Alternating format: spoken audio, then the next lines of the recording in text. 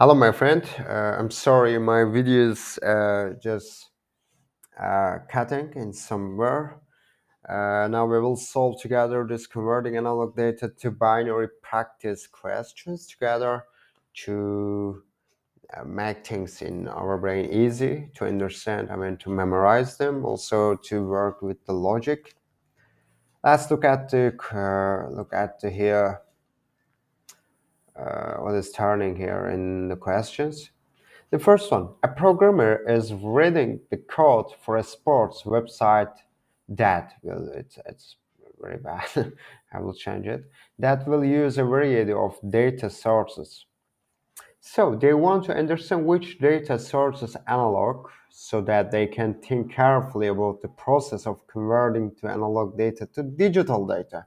So we need here some representation with the binary numbers, right? We know that we need time, we need some value there, right? Maybe, I don't know, really, we will check it. We need some point, template point, so something will play there, okay? The point will change always in our time. So, okay, which of this, I think I had to add here data. Okay, which of these data sources is analog? We are looking here for analog data. The first one, let's come here.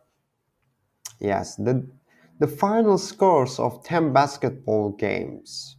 We have score, I mean, just think we have score for this basketball game, some number you can think,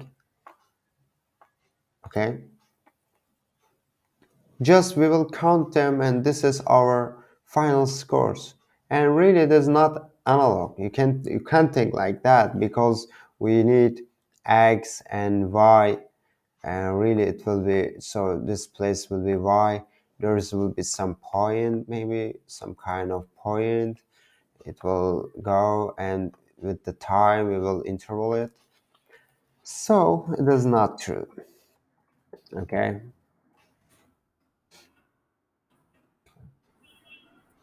So a list of teams competing in a lacrosse tournament. No, it is really not true. The number of players sitting on the bench during a basketball game, really, it's not mindly, okay? So it's not like that. So here it's a swimmer's position in the pool. Okay, now we have pool. Look at that. So anyway, maybe I can do two examples in the same time. Let's look at that. Just think we have here this value, this vector. Okay. Let's also do here one like pool. Okay. Swimmer position in the pool as them swim from one end to the other. So it's saying, just take this is the swimmer. Let's I don't know how to do it. Okay, this is some people. Okay, here this is swimmer. It's just swimming. Okay, it's have some position. It can go also underwater. This point, it will go. This place representing time. This place representing values, right? So when it go other place, we can represent it, right? What is asking us here? How so? Which of these data sources is analog? Analog, okay? So here saying we can think carefully about the process of converting the analog data to digital data. So we can convert it. Really, we can do it. It's possible because it will go all the way like that, and we can find points, and really we can represent these points with the binary numbers, and we can put in this video or some kind of file. We can represent with the binary numbers at some point. What is this in binary numbers? We can find all Just think we have here, maybe just think this is 5 seconds, so totally 5 seconds, and we have 120. Okay, let's come here and say we have 120, 24, and maybe not like that. Let's say we have, yeah, let's say we have 23 point some number. No, maybe 1 minute. I will find it. Just think like this is 1.2 meter deep. This is 1.4. This is 1.5. And let's come down. This place you can think 0. And other places. So it will go like 0 point some number. Let's you can think 1 minus 2 meter minus 4 and minus 5. Okay, let's think like that. Okay, we have here, just think 1 2 3 4 5 6. We have 6 values. We can represent them with what number? So 1 2 3 4 5 6. We have 6 values there. Just think 1 bit, 2 bit, 3 bit. I think we can represent that with 3 bit. Let's look at that. With 2 bit, we can represent 4 values. With 3 bit, how many values we can represent? It will be like, I think we can represent 7, right? We have 7 values here. So just think we have more here, one more, minus 1.5.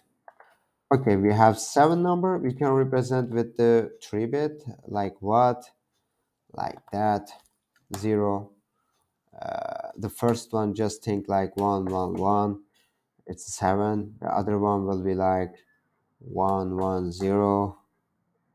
Yes, we know that, right? The other one will be 1 0 1. Another one will be 1 0 0. Another one all the way go 1 1. And it will be 0 1 0.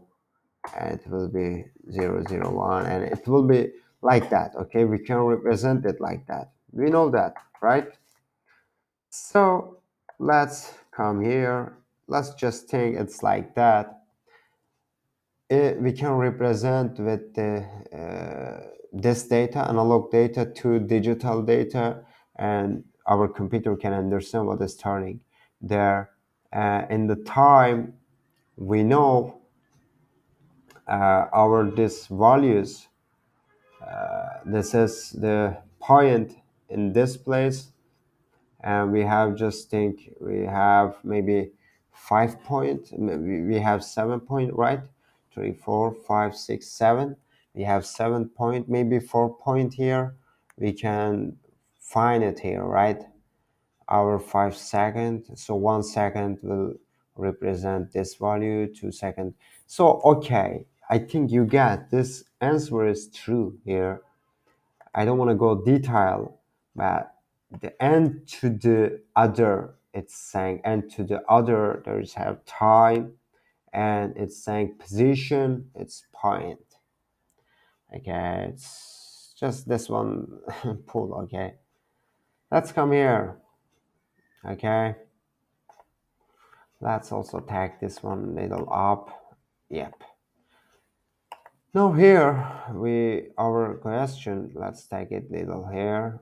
No, maybe let's take it back. Think which of these graphs is the best illustration of analog data? The first one is really not graphs is the best illustration of analog data. I'm really sure it is not. Okay, let's just exit. So this one is false. The second one to really looking like analog data, right? We have smooth curves there. Really, so our things all the time will be like curves because our analog data is really details normally. Digital data is looking like we are representing with the binary. For that it is easy, but analog data all the time there is some numbers, can round off lots of things like p number and something like that, and it's really representing it. Sometimes maybe can do some this point and coming back, so to go some other place, and this is really true. So this one is not true because maybe it will do some this attack can be, and this attack can be there, right? This one is also not possible because we have frequency and we have some connection between them. This is really false. So this is all. Thank you so much for joining me for this. Yep. Also, I want to share also with you one question. A musician decides to make a digital recording of their concert so that they can store it with they can store it with funds that cannot attend the concert in the person. So just think some people want to go concert, really. So just think they can't do it, right? Because they have some responsibility for themselves, for their wives, and really for their house. They have some responsibility, right? For that, they can't join this place. So to concert, for that anyway, they want to stay in home, and really they can. So they want to listen these things far, but they love one singer or one artist, but just they want to listen in their house. Okay, the musician want to decide, so he's decided to make a digital recording of their concert so that they can store it with fans that cannot attend to concert in person. What is true about the process of converting the concerts audio waves into a digital recording? What is true about the process of converting? This is the question. Now, the first, A, as long as the musician purchases a computer with enough storage capacity, the digital recording can record every detail of the original analog data. So, a computer with enough storage capacity, it is really not important. Enough capacity is not true because just think can be infinity values. Then really your storages will be less than other fab. Your storage will be fab, right? Less. Then how you can represent infinity values? This is not possible. So it cannot it cannot record each detail. It cannot do it. It's not possible if your storage is bigger than something because can be lots of data, lots of analog data, and really your computer. If I don't know in the future what will be, but for now I'm saying so for 64-bit and for 32-bit, for 24-bit, you can't it, right? So maybe later, okay, but infinity solution always there. I don't know what will be there. The other one, B, in order. So first one is false. I mean, A is false. In order for the digital recording to be a more accurate representation of the concert, the recording should use favor bits to represent each sample. Favor bits to represent each sample. accurate. Now it's saying in order for the digital recording to be a more accurate representation of the concert, the recording should use favor bits. It's really not true, okay? It's not possible. With the favor bits, you can't find too much accurate representation there. It's not true, okay? It's not possible. For example, you can't do it. Anyway, the other one is B, also false. The other one will be to capture the most amount of details in the digital recording of the concert. The recording process must take a sampler at the largest interval possible. No, this is not true. Amount of details in the digital recording of the concert, the recording process must take samples at. If you take largest interval possible, then you can't capture most amount details. You can't do it. This is not possible. Sorry.